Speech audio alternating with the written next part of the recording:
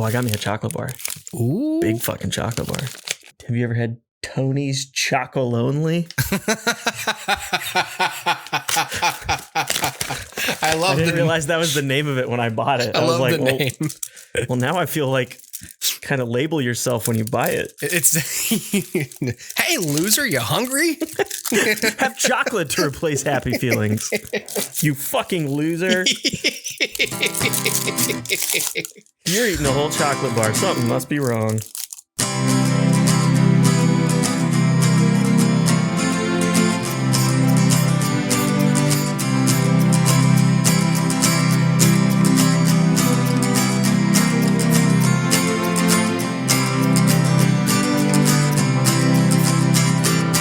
I've been seeing some good Dune memes.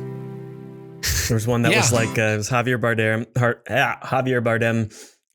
like saying, "Oh, Musul, don't worry about it. My cat doesn't like anybody." And the next picture is like the cat like nuzzling a hand, and he goes, I saw like a couple of those before the movie, and I was like, all right, it can't be that. And like I walked out of the film and I was like, no, he is a full blown believer. I was telling people listening to this have already heard me say this, but like during the Dune review, I told Dustin, I said, I picked up on certain, things in the movie, such as Stilgar is basically Morpheus. Yeah. His whole narrative function is like absolute belief in the one, and all of his friends and coworkers laugh at him openly mock him, because you get the impression in part one that like Stilgar is this respected leader, and then in part two it's like he is, but as soon as he opens his mouth about like his opinions, they're like, okay. Yeah, it's like the guy who's a little too excited to possibly be right. I'm cool until you start talking about like your interests and what you believe. Then I'm sort of, we're not going to cross the coworker friend barrier on this one. That was the Dune review. So people hopefully listen to that. Damn it. You don't be picking and choosing episodes of this show. You come here and you listen to all of it. Like the Star Wars shows. I don't care how painful it is. You need to consume everything I've created in the Hooperverse. Unihoop. What were you going to say first? The Hoopierverse. I was trying to the Hooptyverse? Make something cooler than the Chocolonely-verse. Chocolonely. All right. I'm lonely because I repel all of my loved ones with these puns. So let's talk about Mike Flanagan, which is why we're here tonight. Actually, ironically, the week before the Dune review, I put out an episode Dustin and I recorded months ago. And among the things I reviewed in that episode was Dr. Sleep, which was directed by Mike Flanagan. So it's strangely nice serendipity here. So there's three shows on Netflix that Mr. Flanagan has created, directed, shepherded. I don't have them pulled up for like their official, like, can't tell his official titles. I know he directs a lot of the episodes. He created the shows. It was his idea, his baby. And the shows are so there was The Haunting of Hill House, which I think we already may have talked about, but we're not talking about in this discussion regardless, because that was just so long ago comparatively. And then there was The Haunting at Bly Manor, and then there was Midnight Mass, and then most recently The Fall of the House of Usher. And so there's really no format. I just know that you had seen them and I was watching them and I was like, man, I'm really enjoying these. Gotta talk about them. Yeah. So I remember when Hill House came out, I liked it a lot. And that was still, I think that's probably what cemented Mike Flanagan as like someone who knows what the fuck he's doing. When that show came out, because that was, great acting, great writing, great filmmaking, these amazing long takes, these great characters, and good child actors, which is insane. Yeah. Great child actors and an emphasis on the human element of horror more than the supernatural element of horror. Like the supernatural element of the horror is there and it's playing its part and it's consistent. But the main draw of all of these shows is human drama. And that's what you're supposed to do. So I liked Hill House. And then I don't know why I didn't watch Bly Manor right away. I don't know if it was just, I don't know. And then I saw Red Letter Media talk about how good Midnight Mass was. And I was like, oh, I'm going to watch that. And I watched Midnight Mass in 2021. I binged the whole thing when I was in a cabin in the woods in North Carolina on vacation. And right after my son was born. And that was crazy. and I really liked it. And so when I was trying to figure out what I was going to watch and what we wanted to do on the show and what everyone else had seen, I sort of realized like I'm going to rewatch that and watch the other two shows. So I recently watched all three of these and just again talk about the beauty. You're going to remember a lot more than I. Well, talk about the beauty of the limited series and how comparatively easy it is to consume those and enjoy them than it is to like if we were talking about three different shows that had 3 seasons each. So, yeah, I don't know. I don't know how you want to really approach this. But I'm assuming the most recent thing you saw was Usher. Yes. Before we jump into it, though, I just have the Wikipedia up just to feign intelligence on some things that I've forgotten. I normally do that. They have something on here called the Midnight Club, and I have not even heard of that. I looked into that because I saw Is it like a kids show thing or what? Netflix recommended it to me after I was done with Midnight Mass. It was like, hey, the Midnight Club. And I was like, hell is this? And they canceled it after like a season because, well, just for whatever reason, they didn't. It was intended to run a limited run series, meant to run for 2 seasons, but they didn't even give it that second season. But it was essentially Are You Afraid of the Dark? Okay. I mean, that's cool. It's just like, that's just not what I want. Mike Flanagan. I don't need that. Yeah. Just keep making. So does that mean it was like an anthology sort of thing, like people sitting around a table telling a story per episode? Kind of. Here's a group of 8 close, terminally ill young adults resides in the Brightcliff Home Hospice. It's a barrel of laughs. Hospice outside of Seattle, run by an enigmatic doctor. They meet at midnight every night to tell each other scary stories. They have a pact that the first one to succumb to their disease is responsible for communicating with the others from beyond the grave. Oh. And I was like, I'm not sure I would be into this. And so then like I clicked on it, like, what even is this? Because the trailer was like making it like about the Flanagan verse or whatever. And so I'm seeing these actors and I'm like, is this like some Avengers thing? Like for like Father Paul and like, and Roderick Usher or whatever, like, and so I go over to Wikipedia, I go on this page and I'm just reading about it. And I was like, oh, it was canceled. Okay, never mind. Mike Flanagan is in town a lot because he shoots in my area frequently. Like the one that he was just shooting, which is The Life of Chuck. Yeah, that was, they went to I was telling Dustin this actually on that episode. So this will be not new for the listeners, but for you. Do you remember where we went bowling on my bachelor party at Eastern Shore Lanes? Yeah. They went there. Like Mike Flanagan and Chiwetel Ejiofor and like whoever. And I don't know if Mark Hamill was there. There's some picture on Instagram. I was like, hey, get out of my hood. Hey. Yeah. Yeah. Who was there? So Tom Hiddleston's in this. He wasn't in the picture though. Chiwetel Ejiofor was in the picture. Jacob Tremblay might've been in the picture. Matthew Lillard was in the picture. So he was there too. And maybe David Dastmalchian. I'm not positive. Anyway, I was like, that's awesome. But Mr. Flanagan frequents around here. So he's an adopted son of Mobile and Baldwin County. So we talked about him a lot on this podcast. But the only one of these I've rewatched is Midnight Mass, but that was the most recent one I rewatched. And consequently, just because of timing and things that are fun, I realized that I'm going to release this episode on Good Friday. Since Midnight Mass takes place on Easter. Let's talk about Bly Manor, because the reason I think I didn't watch it at first was because I think the reviews were lukewarm on it. Like people seemed to like Hill House, but for some reason Bly Manor was getting like, and it was just like perceived consensus because I would see like YouTube thumbnails like, why did this show fall apart or something? And I was like, oh. And I watched it and I was like, that was good. What's the deal? I've got some criticisms, but for the most part, I really enjoyed Bly Manor. So my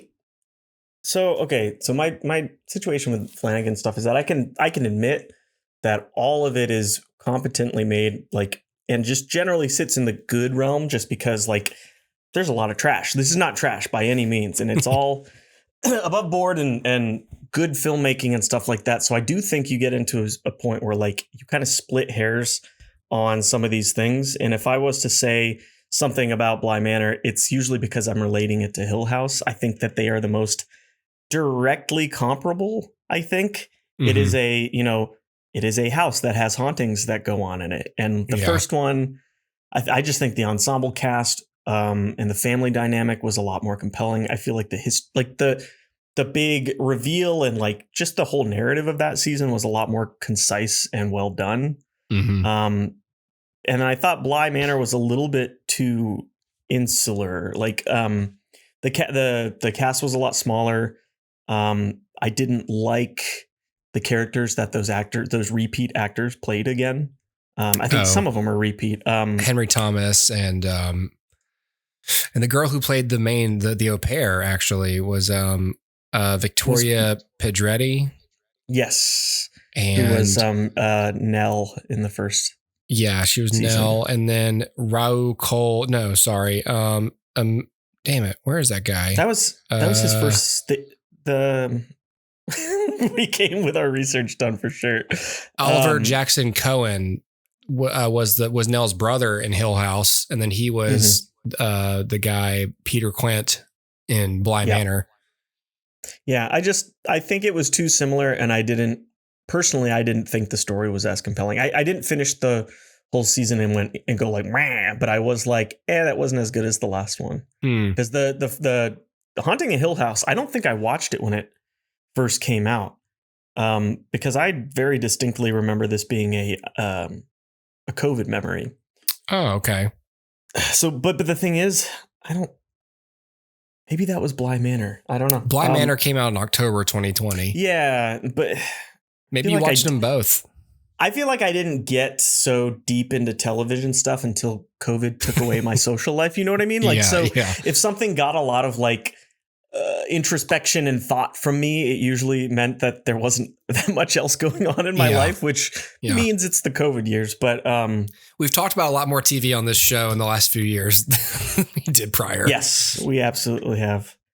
So yeah, I just think Bly Manor had the bad luck of being the sophomore slump kind of situation. Sure. Horror as a series, like a series genre, a television series genre, like it's not that it's new or anything, but it's never really quite been this way before. And I think the closest competitive or competitor to it in the market is like those American Horror Story shows, but those are just like trash compared to these. Like, it takes a lot of like disparate elements of horror and puts it into one, but that one makes it feel like a fucking Frankenstein's monster of bullshit. Yeah. And Flanagan's at least feels crafted and at least tastefully done. Yeah, subtle, a lot more subtle too. And the characters are a lot more important than the shit that they go through. Yeah, the characters are front and center, and like not as much as like we're gonna make a freak with 3 faces.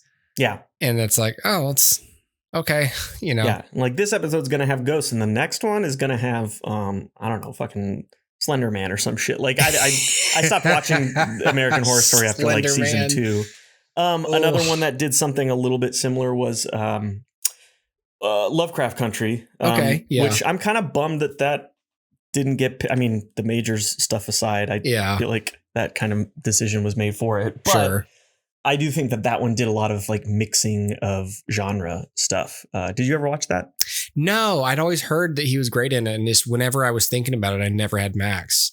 So that one took a lot of like different Lovecraftian sort of things, and each episode kind of was its own little thing. Like the supernatural elements in one episode will be completely different in the next one and won't actually have anything to do with one another, but it's still all these characters developing the same plot and narrative continuously.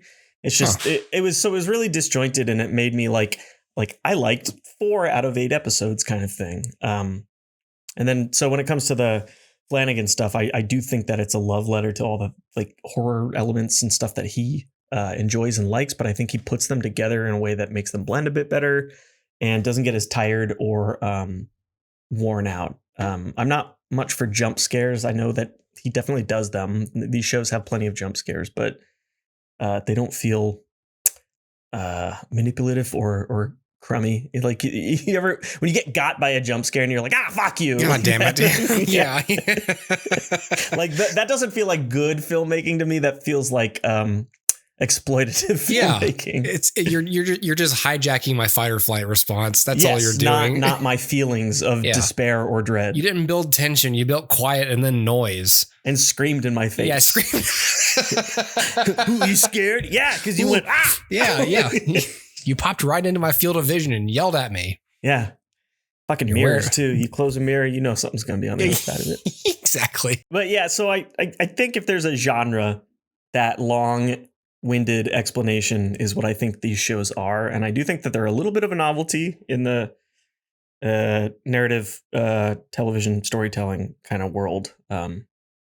And I think there's a place for them. I just think this conversation for me is going to be more about like dissecting the things that I did and didn't like about them, or at least his kind of like Flanagan's tendencies with his writing and stuff like that. Because I know that you really enjoyed Midnight Mass, and I know that the Red Letter guys really enjoyed it, and that's why I started watching it, because they liked it. And I really didn't like Midnight Mass all that much. And I think we had this exact exchange one time where you went, and I went, yeah, we'll talk about it sometime. Okay. And then we never did. Well, let's talk about it.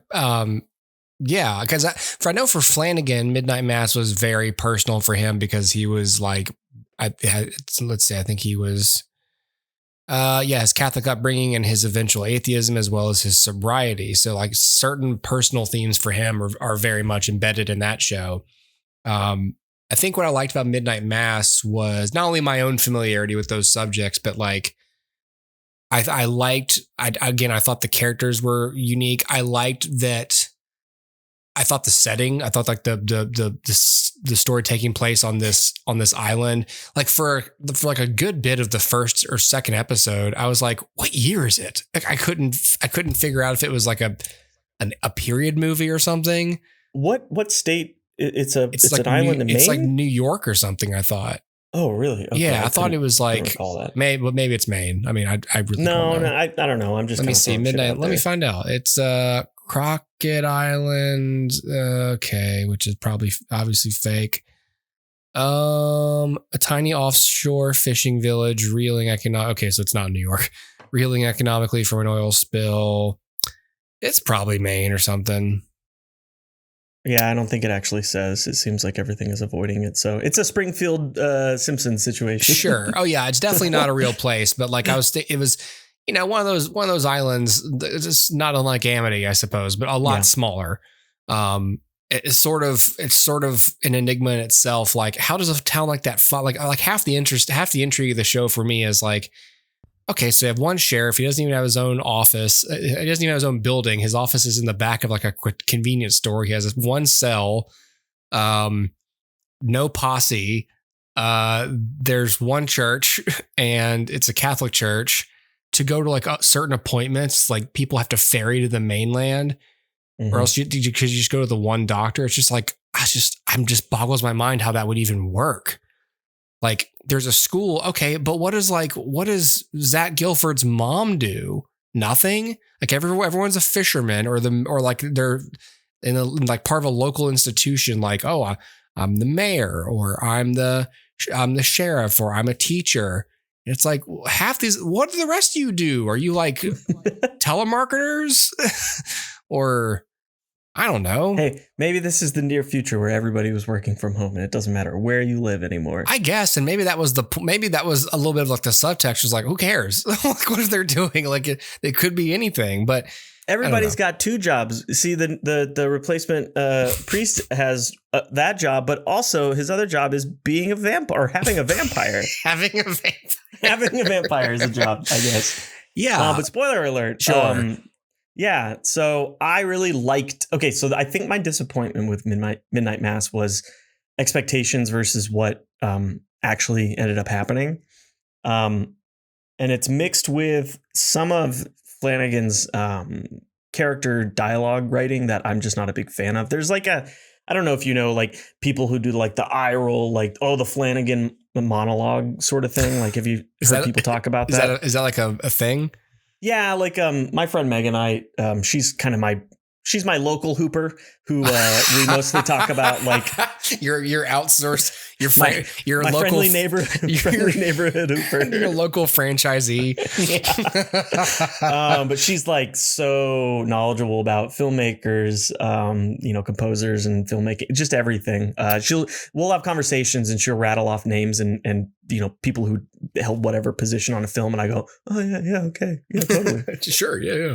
Also, but she and I talked about these shows a lot, and she's not so against it, but people do kind of like pile on Flanagan for this kind of thing where like he does gratuitous monologuing, and I think there's a time and a place for it, and I think that it didn't bug me at all really in the other ones, but for some reason Midnight Mass, they felt a little self-aggrandizing and a little just over the top, and I don't think a realism, is anything that he's going for. So this is definitely like a taste thing, but it felt very, I don't know. I just think it's a little too on the nose, and it makes me hard to take the circumstances seriously. There was one, sorry, I'm talking a lot, but there was one really gratuitous scene where it's him and something Katie Siegel, her character. Yeah. They're having the conversation about faith and everything like that. And there was, like, what happens when you die? To that. Yeah, there's gravity to it and stuff like that. But the whole time, it just hits me with this vibe of like, I can't take these people seriously talking to one another this way because nobody talks that way. I see what you're saying. So it's a little acty and a little writery. Yeah. And I don't think that there's anything wrong with it. It's just whether you like it or not. And I think that Midnight Mass, my biggest issue with it was it felt like, because it was so personal to him, that you were saying, that it felt like he put so much more of himself into it that he didn't edit it as much. Yeah, there's less verisimilitude in how people talk to each other in that show. He was achieving something for himself than, for an audience, which is totally fine. Artists are supposed to do what they want to do. As a viewer, you were like, crosstalk, be an active listener. Yeah. And that was most of that episode, if I recall. It was like I think it was the episode where the vampires were kind of proliferating in the world, on their island or whatever, while they're, and that was like the two, the back and forth cutaways was happening while they were having like this really deep conversation, and it just kept going. But ultimately it didn't turn into what I wanted it to be, and I guess I just didn't like the characters as much as the other shows. Because when you hire the same actors over and over, I'm going to inherently compare them to the other characters that they've played, and if I like one more, it makes me less likely to cut this character slack than if you cast somebody new and something new and interesting happened for me. That's fair. Yeah. No, I think just in terms of as creatively or artistically or as a viewer, I simply fell on the other side of the fence with that. I just really liked it, but it could be me being a writer and being like, damn, this is deep, because it just takes you back to those conversations that everyone's probably had at some point with their buddies, like, or anyone who's had too much of the happy, the jazz cigarettes, where you just sit there and go, what do you think happens when you die? Yeah. No,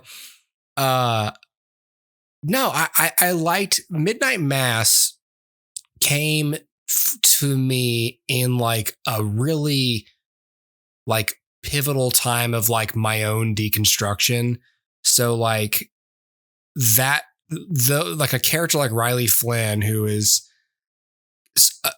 not an outsider to this, but he's returning to this place, and he's completely spiritually dead, and he's just lost his faith. But what he has gained, what he does bring back to the island with him isn't just a bitter ignorance of big questions. It's just, no, I'm just non-religious now. And I'm more wary of how faith is impacting people on this island in a way that I see is at its most innocent, just kind of pathetic. And at worst, as we see, influences people to make terrible allegiances and do terrible things to each other and to themselves. So it's interesting that he's represents that point of view, and the Katie Siegel character, Aaron Green, represents not an opposite point of view, but someone who acknowledges all that and understands that perspective, but yet believes what she believes anyways. It's weird because one of the things that I thought about, at least, was like, when you grow up religious, you have a point of view that is probably some mixture of like self-righteous certainty in your own rightness, and your own confidence in your own knowledge of answers. And then there's other people who maybe the opposite. They don't believe that at all. They don't believe anything in particular, probably. And then there's people who are raised in your faith, but take it less seriously. And you always kind of wonder, like, well, what's worse? Worse in your eyes, the person who doesn't believe at all, or the person who is raised the same way, knows what to believe, but just chooses which parts. And you, as you deconstruct, you become all those people at some point. You go from very strict and fundamentalist in things to like, I'm not sure about some of this stuff. And you kind of slide into what you used to criticize, which is like a waffliness or an inability to hold to a doctrine or to a belief system. And what I was thinking about that as like characters like Aaron would talk. I saw a lot of depth in these characters. And it clearly came from someone who grew up that way. So when I read that Flanagan grew up Catholic, I was like, that makes a whole lot of sense, because there is a wide gradient of seriousness of belief in these characters. And what I liked about it was that none of it was like, except for Bev, really, none of it was like selfishly, like everyone was respectful of the institution. Yeah, none of it was pejorative Yeah, it was like even like Riley's little brother and his goofy friend, the altar boys, like they didn't joke about church. It was just a part of something they did. And then they went off and were teenagers. Mm-hmm. And none of it was sort of like inherently hypocritical. Like I came away from it feeling like, wow, like this is actually maybe the most honest take I've seen of like a good, no pun intended, like a good faith characterization of like how a normal person who grows up religious sees the world. There's no way to springboard off what I just said, but like it got me thinking just a whole lot about like my childhood, and my young adulthood. And I think that's probably why it had so much more like gravity for you in that situation, because the conversations that they're having, I can tell that they are meaningful, especially to the person writing it and everything like that.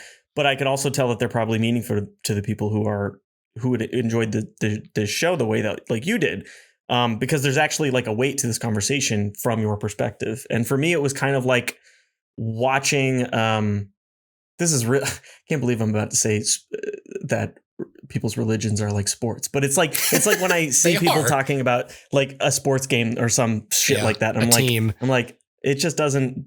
I don't have any kind of relation to that world, right? So I think that's got to be one of the bigger reasons why the season did nothing for me. I've only been to a Catholic church twice for like a midnight mass, literally twice with my uncle. Yeah. And then like the rest of it was until I was like 5, I went to a congregation in Vermont in the middle of nowhere. And that's like mostly all of my church experiences. Yeah. So the conflicted feelings,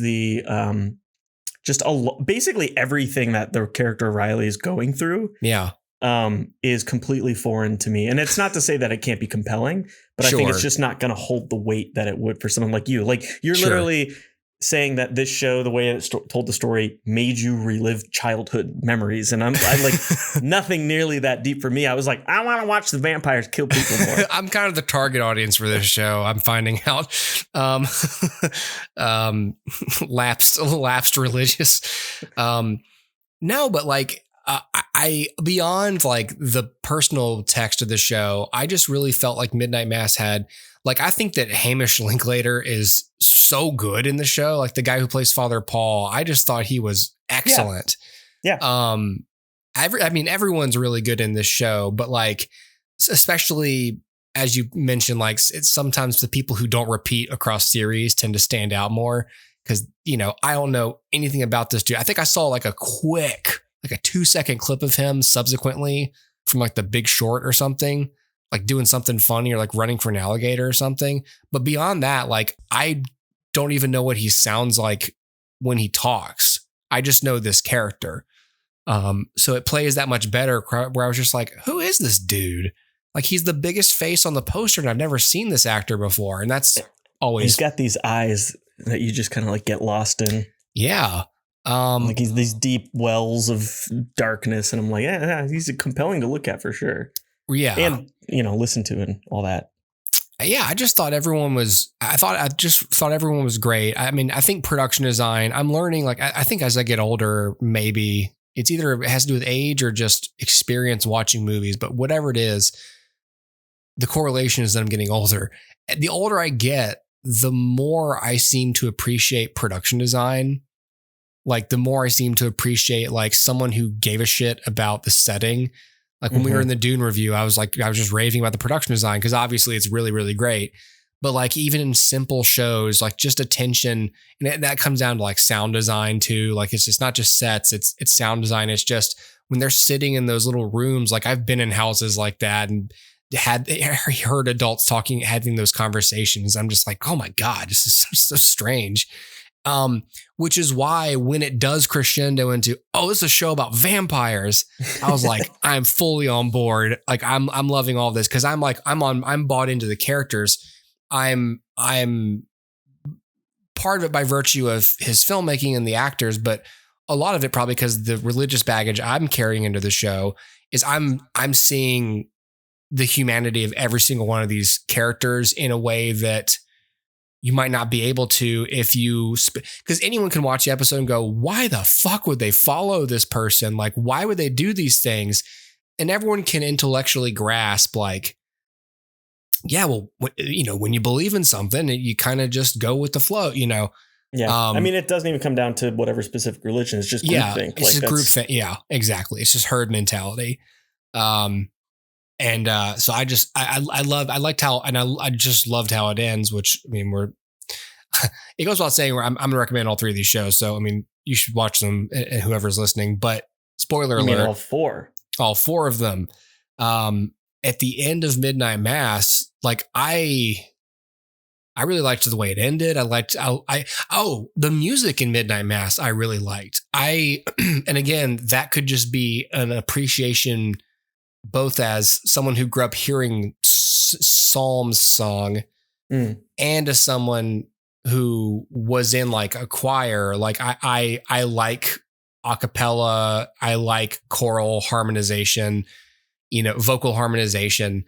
So like I have a special, like not a soft spot, but like the fact that they did just a good job with several montages with like Nearer My God to Thee or several others that I haven't heard since I was going to church. I was like, wow. Like it both was like, oh, I remember that song. And like, damn, this was a good recording. Whoever these people are, I just thought it was a masterpiece. I thought it was rewarding in the end. I think it hits every note pitch perfect. And, you know, so that's just me. That's just my opinion of Midnight Mass. But, so my question to you, and this literally is probably going to come down to like, you're going to be like, yeah, I was fine with it. And then you're going to be like, Kellan, you're being totally pedantic. The ending of the show drove me crazy. Mhm. I don't know exactly which part you mean by the ending. I don't know if you mean like the entirety of it or what, but like I'm referring to them singing "Near My God to Thee" Okay. when the sun comes up and all dying. So I think that because that was painted in a good way, it felt like a good ribbon kind of Mhm. tying on the story for you. I'm the type of fucking like asshole who gets stuck on one thing. Like, I think Lost ruined my ability to look past convenient story by convenience kind of thing. Like, Yeah. like that show made me never trust any show ever again, ever in any way. So like Lost hurt a lot of us. Oh my God, it hurt me so bad. Because I'd never gotten into something so much and been like, they promised answers and then got none of them. So like the thing that It's like the first time an adult lies to you, you're like, what? You could do that? You could just lie to me to get me to watch your show so you can make money. Anyway, what drove me crazy, and you're gonna like roll your eyes at this, is like the big plot point at the end is that like they're burning down all of the spoiler alert, they're burning down all the homes so that there's no shelter for the vampires to take when the sun rises the next morning. And then everybody on this island that's now been turned into like a religious zealot vampire is just like, cool, I guess we'll all die. And I'm like, dog, all you need is shade and you don't have homes. Why don't you like go into the forest or like dig holes or something? Like build a lean-to. There was a logical way to not all die in a like conflagration, and it drove me crazy.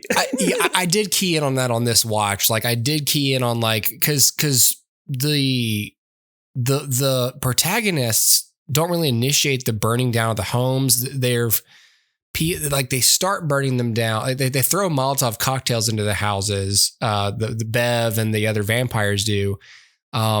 And then Bev decides to draw people out. People out. And then she decides like, oh, I guess we probably ought to put this out then.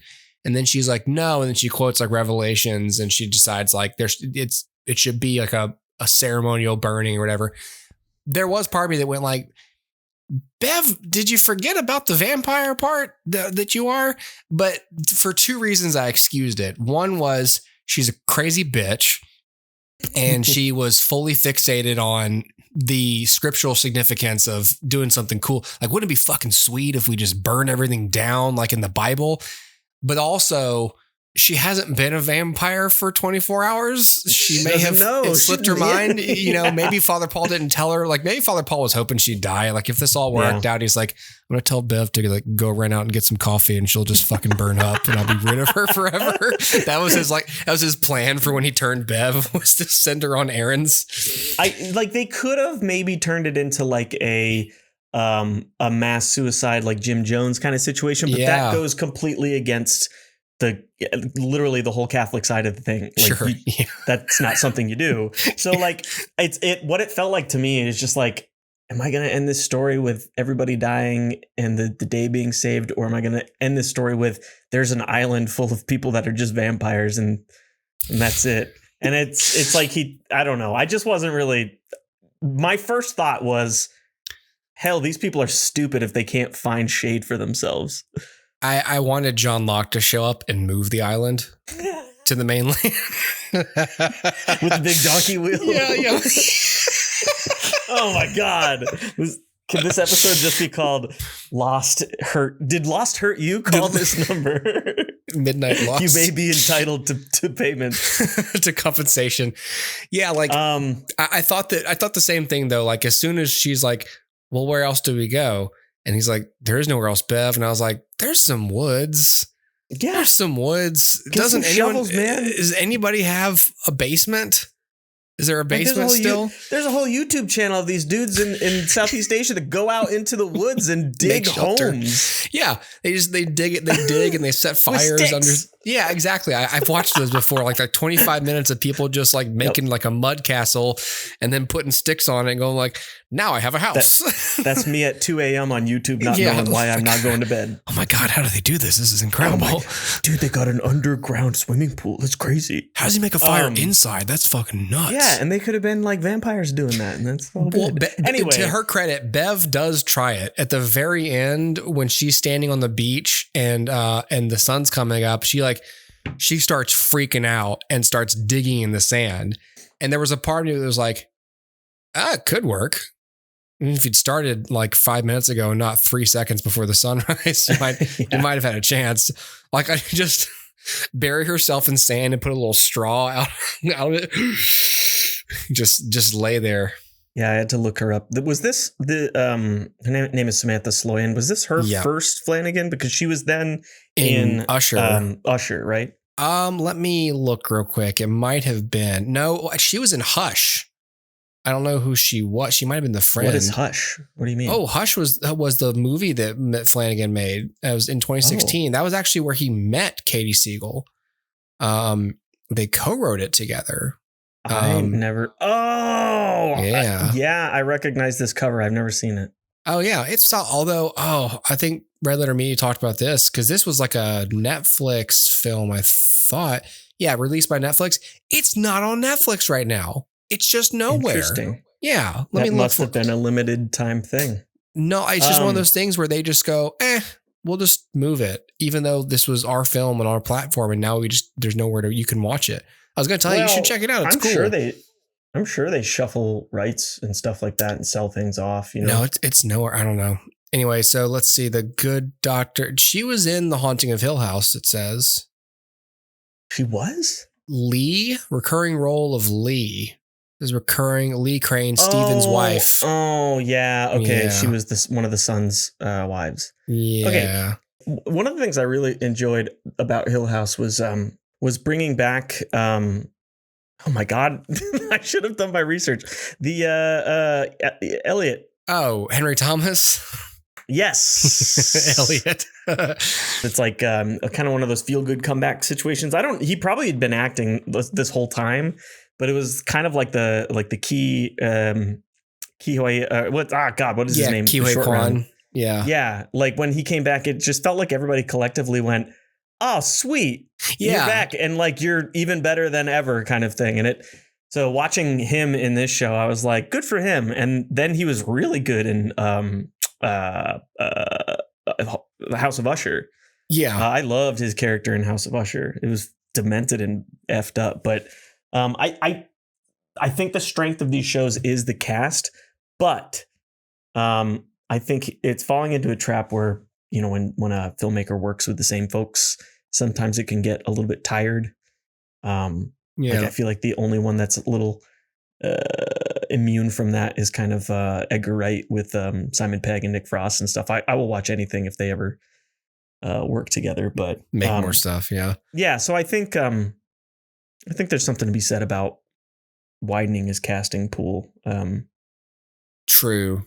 I get that Katie is his wife, but like, yeah, there probably is something to be said for like part of living the dream and having these deals with Netflix is like, I can just hire people I like to work with who are very versatile actors and just write roles to them. And I get that, but you're right. Like after a while, it's like, oh my God, this guy again, but that's why, like, I feel like some of these shows having people who are new, like in Bly Manor was the first time we saw, what's her name? Oh, the bald lady. Tania Miller. Yeah. Who plays Hannah Gross. And then she showed back up in Usher because she hadn't been in any Flanagan prior to that. So it's almost like he's picking up people each time and just sort of trying them out, which is cool with me. It's weird. Like I have no issues with basically any of them. I have no complaints about the performances at all. But it is kind of like putting things in a blender and seeing how they come out this time around, rather than any of these shows feeling like a new thing. You know what I mean? Mm-hmm. Kind of. Greg Sestero was in Bly Manor. What? The guy from the room. Yeah. What? As the fiance / James, I'm guessing That's part bizarre. Of that flashback or whatever with Katie Siegel. Anyway. Wow. But yeah, I'm trying to think about what specifically about Hill House that stood out to me. I wish I had gone back and rewatched these because I could have been able to tell you more definitively whether it was just like the first impression that that was strong. It was the first Flanagan thing that I had seen. I never saw. I think that was before Dr. Sleep, but I've never seen Dr. Sleep. I've never seen Hush. I've never seen Gerald's Game. No, but I know that's got Carla Gugino in it. Yeah. Wait, Carla Gugino, right? Man, we should talk about Carla Gugino. She's great. Yeah, she's great in all of these. I've always loved Carla Gugino when I was a young child and a teenager because of her body, but because I also oh yeah, Sin City, we all remember that. Well, Sin City, I mean, she was in Spy Kids, if you remember. She was like the mom in Spy Kids, and yes, but her body was in Sin City. I'll say that's true. So like. And then Carla Gugino was like, she was in this Jet Li movie called The One. She was just in a lot of stuff. Dude, I watched that a couple of weeks ago. I love The One. Oh man. Okay, hold on. We should talk about The One in a minute. It's one of the very few roles of what's his name? Jason Statham. Jason Statham that I don't hate. That and The Beekeeper. We need to talk about The Beekeeper. Okay. Oh my God. So Carla Gugino, I've always liked, and she's just always, and then like, I think a few years later she was in Watchmen, and, and then she was just in stuff here and there. I mean, she was in that movie Skyscraper with The Rock. And I was like, she's pretty good. I just always like her. And I'm not sure if it's just like whatever genre she's doing, there's like a level of honesty to her performance, maybe. That I appreciate, just like she's taking it seriously and trying to play like the honest human drama. And then I get into her in these shows and I'm like, holy shit, like she's so good. And it actually began with Gerald's Game. So I watched that when it came out in 2017. I was working the news at the time. Not when it came out. I wasn't working in the news anymore, but we heard stuff about it all the time because Flanagan was in town. They were closing streets and whatever. It's because they shot it in town. They shot it in Fairhope. And then some of it, like in downtown Mobile, like actually the ending shots, like a fucking like Church Street, like in front of the courthouse. My friend Josh is in the shot. He's putting like his tripod into a news van for Fox 10 for the news outlet we were working for at the time. Anyway, so and so I watched Gerald's Game just sort of just as a thing, like, hey, everyone should watch Gerald's Game so we can talk about it. And I watched it and I was like, and that was like my first big entry to Flanagan was that's where I learned like his sensibilities. Like it's spooky, it's creepy, but like it's not really about this. It's about this other stuff. And it's a lot more psychology than just scares. But Gerald's Game is also a Stephen King book. That's why King signed off on him doing Dr. Sleep, was because he was really pleased with Gerald's Game. But then, I think because she was in Hill House too, I believe. She was in Bly Manor as the narrator, although I gotta say, I don't care for her British accent.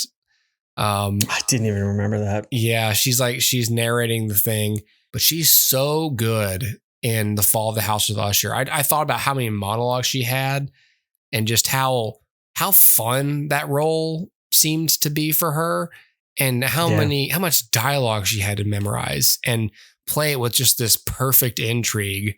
I was blown away by Carla Gugino. That woman has still got it. Yeah, her scenes with Mark Hamill in the house. Kind of like that. It's really funny that like the climax of that show was just the kind of was the reveal basically of like who she is and what she is, but also that coincided with you really kind of knowing who Hamill's character was, and the two of them like verbally dancing with one another in that house. Like that was the best episode of that show. So like I kind of feel like I'm reneging on my position on like dialogue and stuff, but I just feel like it worked a lot more in the Fall of the House of Usher. Well, and I think because in the House of Usher, like those characters are all kind of pieces of shit. So you accept them saying things that are like, oh, that sounds cool, but you're terrible. Yeah, but fuck you. What was his name? Sorry. I can find it. Mark Hamill plays. Where is he? It's like a one name thing. Pym. Arthur Gordon Pym. Yeah. Yep. Yeah. The Pym Reaper, they call him. Yeah. But that was so great when like he hit her with the like poison or whatever, and then like rolled her body up. Yeah. And then she was just standing there again, and you could tell he was like, ah, shit. Like Oh my he didn't God. go like, what's happening? He was Yeah. like, ah, okay, that was my good tarp. good. I used my good tarp on you. Like you get the vibe that like that dude has seen and done some crazy shit. So when a ghost woman basically like goes, hi, I'm a ghost woman, you can't kill me, he just goes like, ah. Oh man. And he sits down in the chair defeated. Like he's just like, ah, shit, a ghost. Well, yep. This is it. It says his name comes from the novel The Narrative of Arthur Gordon Pym of Nantucket, which served as his backstory. Because obviously, like so much of that story is based on the writing of Edgar Allan Poe. This work by Poe relates the tale of the young Arthur Gordon Pym who stows away aboard a whaler called the Grampus. Various adventures and misadventures befall Pym, including shipwreck, mutiny, and cannibalism, before he is saved by the crew of the Jane Guy. What? The Jane Guy. It's that Jane Guy. It's that Jane Guy. Aboard this vessel, Pym and a sailor named Dirk Peters continue their adventures farther south. Docking on land, they encounter hostile, black-skinned natives before escaping back to the ocean. Oh boy, okay, let's skip over that one. The novel ends abruptly as Pym and Peters continue toward the South Pole. So they reference a few of those events basically in this. I remember them talking about it. But like, I thought that what I liked the most about Usher, the first note I wrote here, like I remember I wrote it during the first like scene of the first episode, is simply the sentence, God damn it, I love Bruce Greenwood. What a great voice.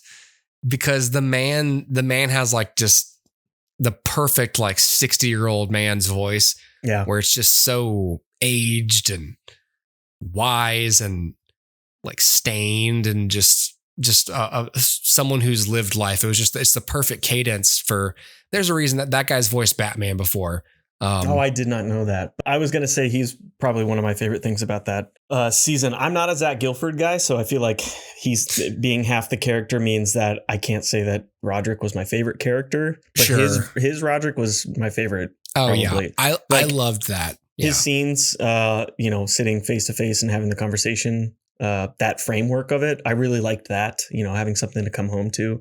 I did think it got repetitive, like his scares by all of his children and everything. Sure. Yeah. Those felt like jump scares in a story that did not like if I wanted to be scared by Hill House and I wanted to be scared by Bly Manor, and I wanted to be but wasn't scared by Midnight Mass, this is the show where I was like, this isn't about scary, this is about psychological fuckery. Like you're just supposed to feel uncomfortable and awful.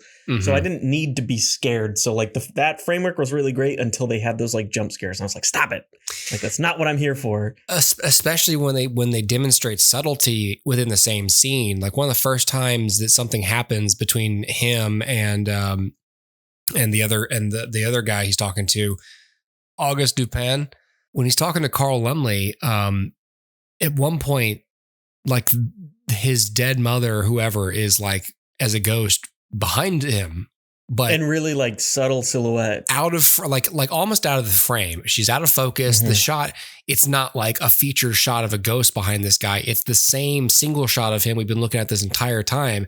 And she just comes out of the background, is essentially ready to kill him, and then backs off and just sort of backs back away. And if you're not paying attention, you may not even see it. That's the kind of stuff I like. That's the kind of stuff that's one of the things that made Hereditary so good, was like there were moments in that movie where like there was stuff there that you may not even notice. But your brain once you see did. it's like, yeah, but your brain did. But your brain did. I also think that knowing, I don't know, I just think the more that I'm talking about this, the more I think that the Fall of House of Usher might be my favorite of them. It was definitely the most fun. It was fun. And I think that's because of the certain level of sadism that you bring to watching that show, because everybody's going to die. It's a slasher show. Yeah. And anytime they give you an excuse to hate somebody to the point where you get excited and wonder how they're going to die, it's kind of like it's like a higher minded Final Destination, Yeah.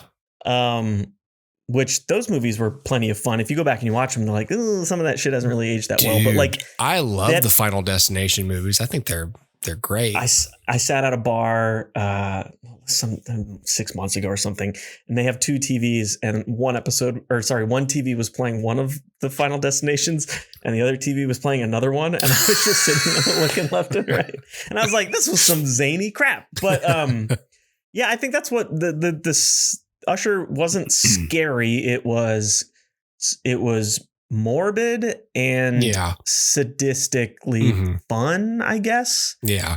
I do think that they played their best hand way too early with the rave death. Oh yeah, that was crazy. Like I was like, horrible. Man, if they're gonna be as fucked up as this one, this is gonna be a great show. And I feel like they played their best hand immediately, and then the rest of it wasn't quite as good.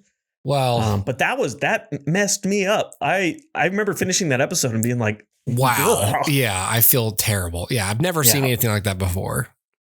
Disgusting. Yeah, it was so disgusting and just violent, like just the screams, and it was crazy. And I think part of why it was so early was hook people to the show for sure, because that was the end of the first episode, or second, yeah.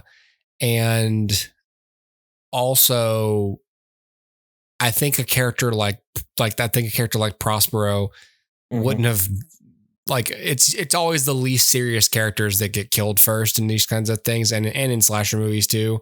Sometimes, well, depending on the genre, not in Scream, but like, impudent children characters don't stick around because you don't really want to see them that long. Right. Exactly. Yeah. Yeah. That character was annoying. And so, so when he gets acided to death, so, like right now I'm watching Succession, and like, I need to get into it. It just seems like such a investment.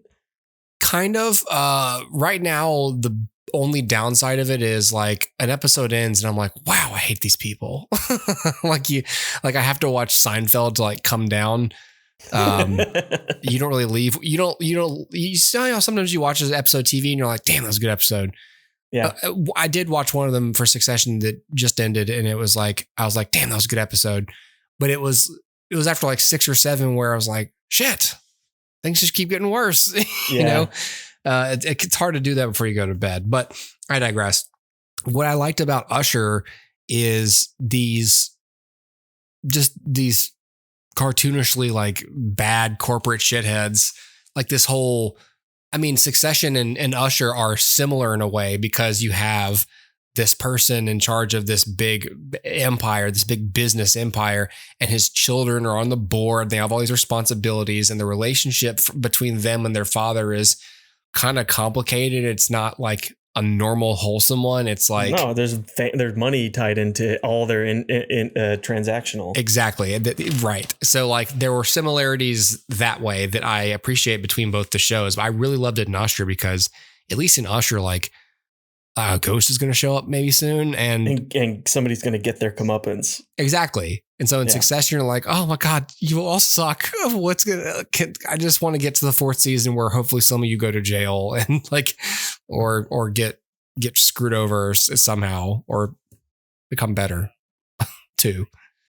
Maybe I'm kind of demented, but like the catharsis that I got from seeing all these people I couldn't stand dying, probably means I shouldn't watch Succession because I doubt people actually pay for their sins. You know what I mean? Yeah, we'll see. Because that show ended like last year, and so I finally everybody got Max. loves it. So you let me know. I'll let you know, because so far the only downside is it can be difficult to finish an episode and go, ugh, like like I don't like these people. Dread and like misery while watching something is a big deal. Like their show, like I can't watch Breaking Bad ever again because of the way that show made me feel.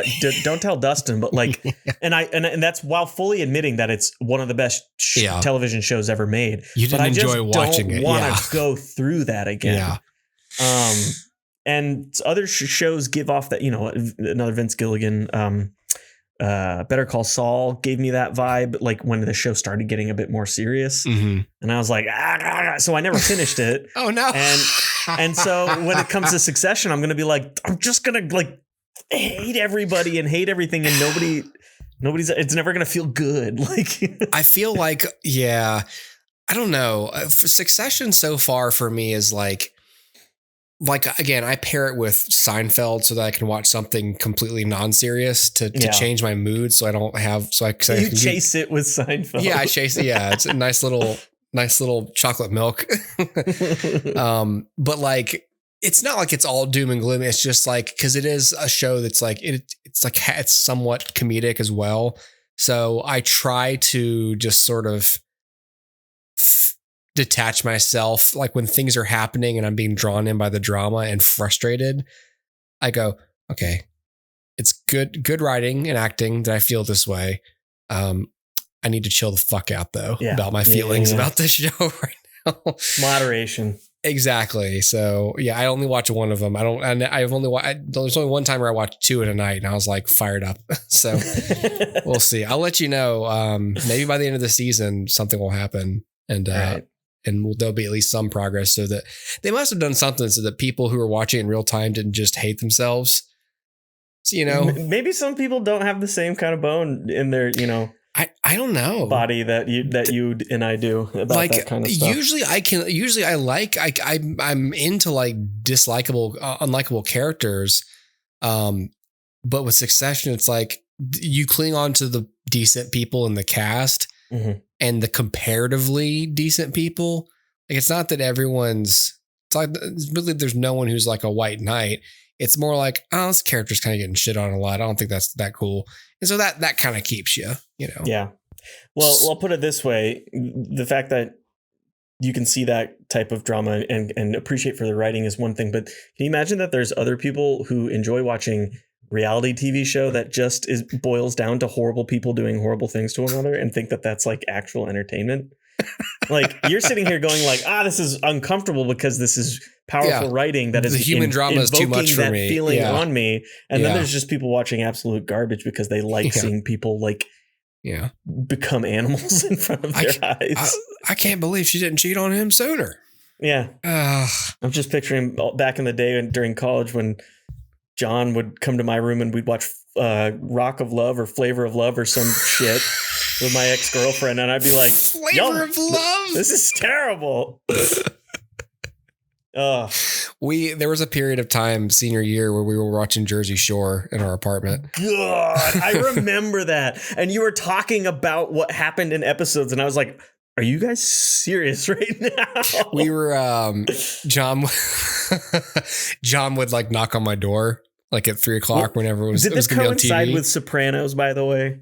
No, Sopranos was happening later at night, but Jersey Shore was on during the daytime, of course. So, but you had a Jersey thing going on. Maybe that was it. I never put that together. It could be. Wow. That's probably exactly what it was. Well, anyway, John would like knock on my door. And he'd be like, "Whoopee, it's t-shirt time." And then like one of us, Dustin or I, like someone, it usually would be me, would do, because it was something from the show. And I would just go, "It's t-shirt time." And we would just like, it's sort of like when Bev, like in Midnight Mass where Bev is handing out the candles and it's like, "Come to the church, everyone." And they're all singing and walking, like processing to the church. It was us just processing to the living room and sitting down and cracking a beer and getting some chips so we could watching Jersey Shore. Watching Jersey Shore. Yeah. I think one of their jobs was like t-shirt time was, I think they'd put on, I don't even remember, like they put on nicer t-shirts or something to go. This has to be your apartment that the three of you had, right? Yes. Yeah. We were, we were cloistered away from people who would discourage us from doing this. I know it probably, we're so off topic at this point, but I think that's just where we're at. In my mind, okay, so I know that this wasn't always the case when I came over to your place, but I have this like repainted memory where every time I went over there, you were frying a pork chop.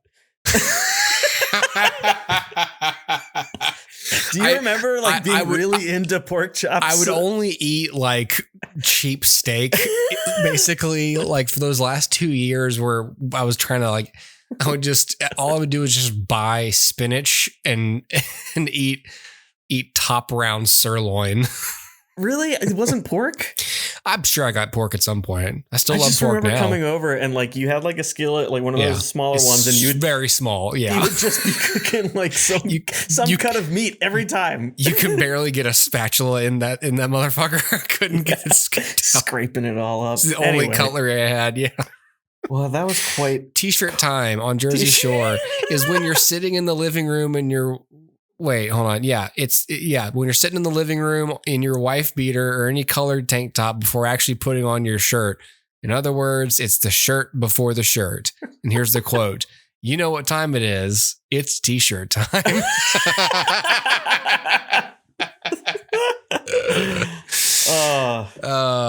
That was submitted by a user named D-Evil-Man in October 2010. That's probably John's account. I happen to be wearing a wife beater right now. You could be T-shirt time if you took that off. It's T-shirt time. Okay, so I was thinking just now, I'm curious, and maybe this is a good segue. Mm-hmm. What is Flanagan currently working on? So The Life of Chuck, that film. I don't see any other television shows being developed. I thought they were doing something. Was there like another Oculus movie they were doing? Maybe I did. I don't know. Yeah, but that's what he's doing now. And that's a film that's supposed to be. It says TBA. Oh, it's another Stephen King. Yep. Okay. Yeah. It's a novella. So it's part of the director, writer, editor, and producer. Yeah. Yeah. He's another. So one really interesting thing about Flanagan, and I can't believe it's a rare time where I'll say something positive about, the streaming world and stuff like that. But like, I don't feel like in prior decades, that an artist could just kind of like come out of nowhere like this. I know he was working, as a working professional and everything like that, but it really feels like his name has a prestige. He's trusted, like directing, writing, editing, and producing his own content more often than not is kind of crazy and unheard of. Like, and I feel like the Netflix model is, for all the things that it doesn't do well, I do think it does find talent. Yeah. And give them more reins sooner and quicker, I guess. Yeah. I mean, maybe that's what it is. Because I definitely feel like he would say that without Netflix, his career wouldn't have happened the way it has, to the extent that it has. And obviously that doesn't come down to anything but the heads behind, making all the decisions and stuff like that. There's networking and happenstance and all that jazz. But like, it does feel like he came out of nowhere. And now he's done so much so consistently. And for all my gripes and everything, like, I think he's extremely talented. The fact that I could spend any time tonight kind of like griping and groaning about it is because those misfires, from my perspective, in my opinion, feel more like missed opportunities, because I know the quality that he can attain as far as like the things I like the most about him. So I don't know.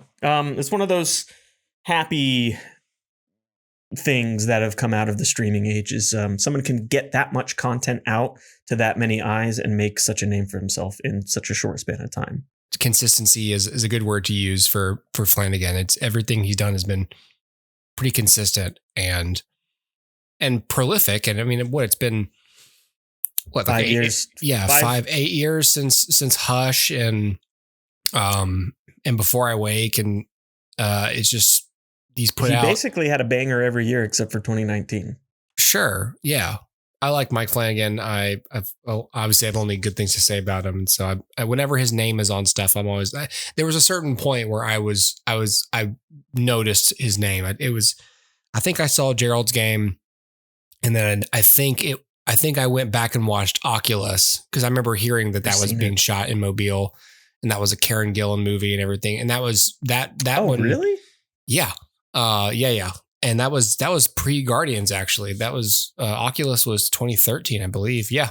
So she was just riding on the Doctor Who. Yeah. Yeah.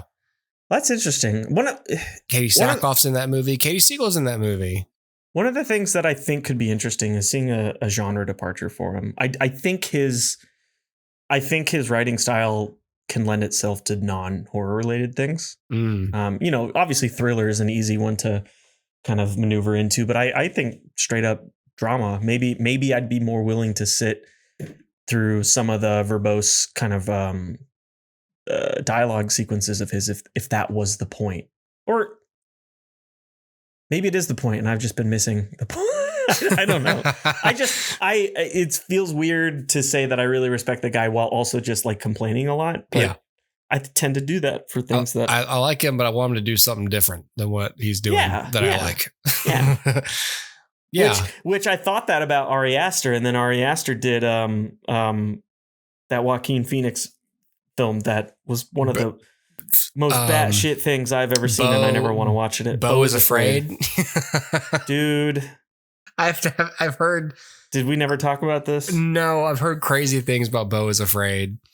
Man, I've never watched something that felt like a stream of consciousness dream in a bad way so much as that film.